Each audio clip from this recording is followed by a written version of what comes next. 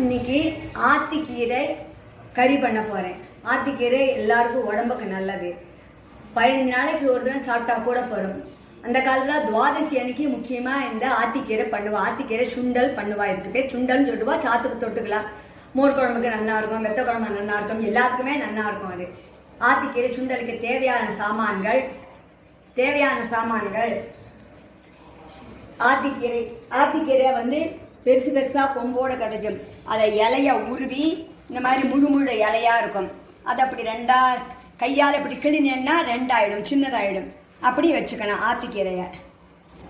அப்புறம் பாசிப்பருப்பை வந்து நல்லா கொதிக்கிற வெந்நீர்ல பாசிப்பருப்பை களைஞ்சிட்டு போட்டு மூடி வச்சுட்டேன்னா போடும். அந்த பாசிப்பருப்பு நல்லா ஊறி மலர்ந்து இருக்கும்.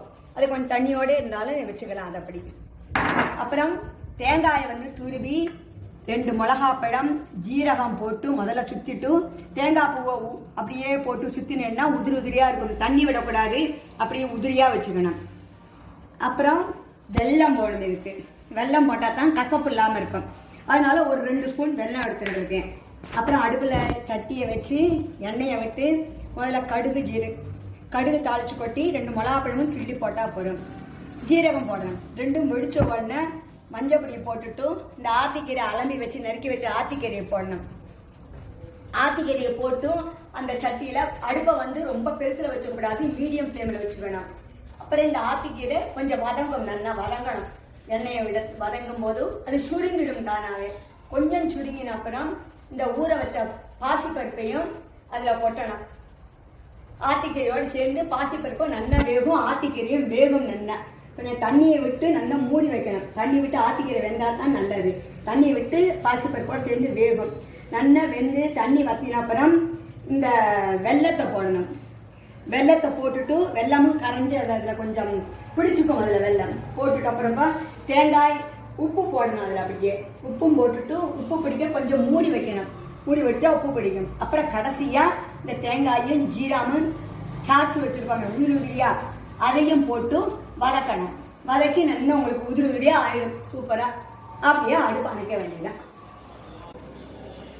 ஆத்திக்கீரை பண்றதுக்கு முதல்ல சட்டியை வச்சு அதுல 2 ஸ்பூன் எண்ணெய் விட்டுருக்கேன். எண்ணெய் காஞ்ச உடனே 2 மிளகாப்பழத்தை இப்படியே கிள்ளி போட்டா போதும். ரொம்ப கிள்ள வேண்டாம். ஏற்கனவே தேங்காயோட மிளகாப்பழம் அரைச்சிருக்கோம். அதனால 2 மிளகாப்பழம் கிள்ளி போட்டா போதும். கடுகு போடணும்.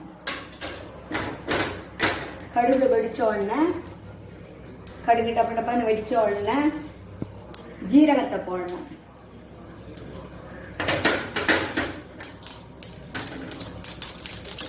ஜீரகம் வெடிச்ச உடனே ஆத்திக்கீரையை போடணும்.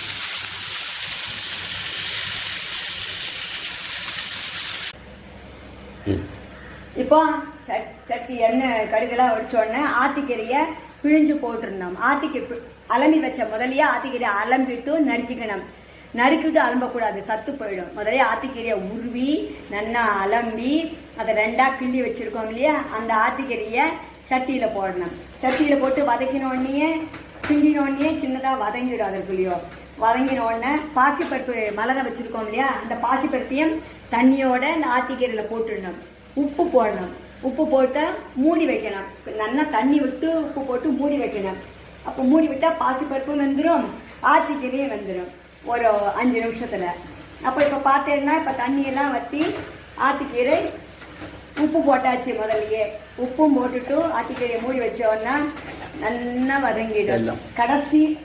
கடைசியில வந்து இப்போ உதிர ஆன உடனே வெல்லத்தை போடணும். வெல்லம் போட்ட உடனே அதுவே கொஞ்சம் தண்ணி விட்டுண்டு இப்படி ஆயிக்கும். அப்போ வெல்லத்தை நல்லா சேர்ற வரைக்கும் கிண்டிக்கணும். கிண்டிண்டு இந்த அரைச்சி வச்ச சாத்தி வச்சிருக்கோம் இல்லையா, இந்த தேங்காய் ஜீரகம் மிளகாப்பழம் இதை இதில் போட்டுருந்தோம்.